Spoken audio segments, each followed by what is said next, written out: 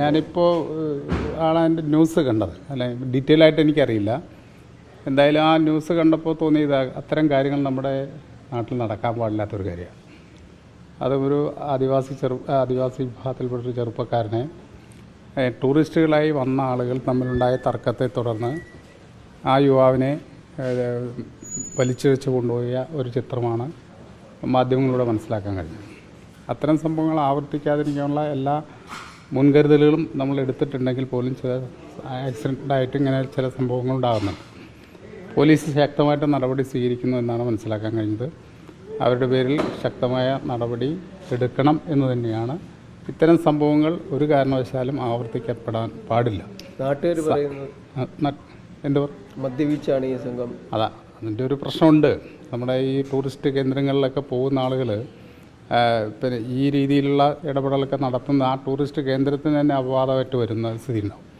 അപ്പോൾ ഈ ടൂറിസ്റ്റുകളായിട്ട് പോകുന്ന ആളുകൾ സന്തോഷിക്കാൻ ആഹ്ലാദിക്കാനാണ്. അതിനിടയിൽ അമിതമായിട്ടുള്ള മദ്യപാനവും ഒക്കെ തന്നെ തർക്കങ്ങളും ഒക്കെ ഉണ്ടാക്കുന്നത് ശരിയായ നിലപാടല്ല. അപ്പോൾ പോകുന്ന ആളുകൾ കുറേ കൂടി ഡിസിപ്ലിൻ പാലിച്ചുകൊണ്ട് പോകാൻ വേണ്ടിയിട്ടുള്ള ഒരു മാനസികാവസ്ഥ ഉണ്ടാക്കിയെടുക്കാൻ വേണ്ടി കഴിയണം.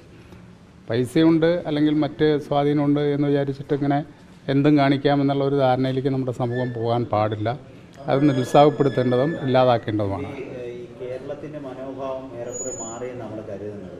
ശരിക്കും പറഞ്ഞാൽ മധുവിൻ്റെ ഒരു പ്രശ്നം അറിയാമല്ലോ, മധുവിനെ തള്ളിക്കൊല്ലുന്ന സ്ഥിതി. പിന്നീട് ഇതിലേക്ക് വരുമ്പോൾ മലയാളികളുടെ മനോഭാവം ഇനി ഏറെ മാറാനുണ്ടോ ഒരു വിഭാഗത്തിൻ്റെ? തീർച്ചയായിട്ടും നമ്മുടെ സമൂഹം എല്ലാം അങ്ങനെ ആയിട്ടൊന്നുമില്ല.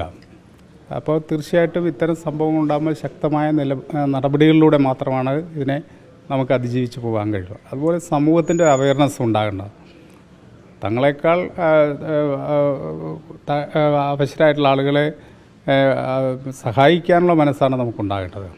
അവരെ ദ്രോഹിക്കാനുള്ള മനസ്സല്ല ഉണ്ടാകേണ്ടത്.